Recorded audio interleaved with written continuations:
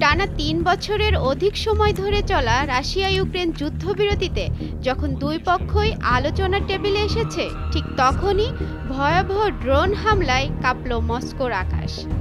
Ukraine টানা ২ রাত ধরে মস্কোয় ড্রোন হামলা চালিয়ে যাচ্ছে বলে জানিয়েছে রাশিয়া। এতে নিরাপত্তার হুমকি সৃষ্টি হয়। তাৎক্ষণিকভাবে মস্কোর সব প্রধান বিমানবন্দর সাময়িকভাবে বন্ধ করে দেওয়া হয়েছে। এই ঘটনায় নতুন করে উত্তেজনা ছড়িয়েছে রাশিয়া ইউক্রেন সংঘাতের পটভূমিতে।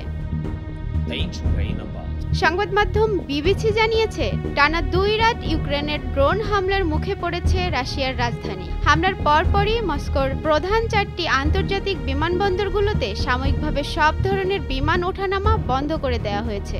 যাত্রীদের নিরাপত্তা নিশ্চিত করতে বিমান চলাচল অন্যত্র সরিয়ে নেওয়া হয়েছে বলে জানিয়েছে রাশিয়ার বিমান চলাচল নিয়ন্ত্রণ সংস্থা।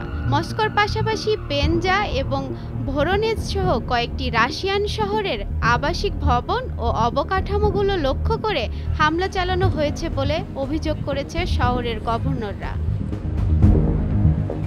হামলাগুলোর পেছনে ইউক্রেনীয় ড্রোন প্রযুক্তি ব্যবহৃত হয়েছে বলে সন্দেহ করা হচ্ছে, যদিও ইউক্রেন আনুষ্ঠানিকভাবে এর দায় স্বীকার করেনি। এদিকে রাশিয়ার প্রতিরক্ষা মন্ত্রণালয় দাবি করেছে বেশিরভাগ ড্রোনকে আকাশেই ধ্বংস করা হয়েছে।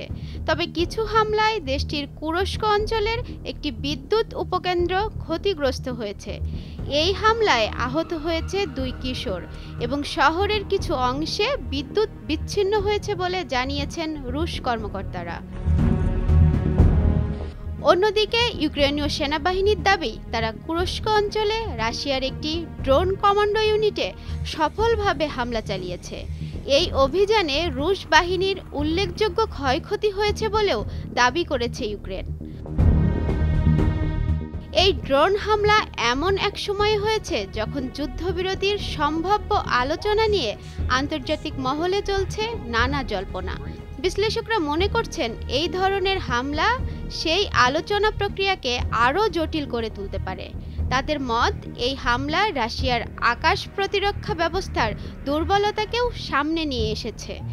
ইউক্রেনের পক্ষ থেকে অস্বীকার বা দায় স্বীকার না করলেও এই হামলাগুলো যুদ্ধের নতুন ধাপ নির্দেশ করছে।